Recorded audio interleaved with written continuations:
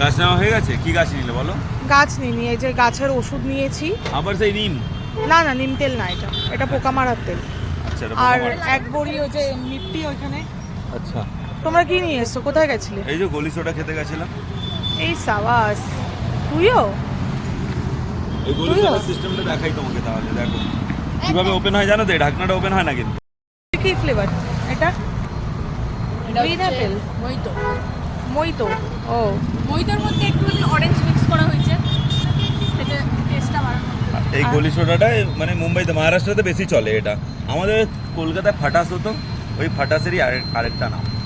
গলি সোডা সিস্টেমটা হচ্ছে ঢাকনাটা খুলবে না, ঠিক আছে? এর ভেতরে একটা গুলি আছে, দেখো এই আমি করছি। এই দেখো, করবেন?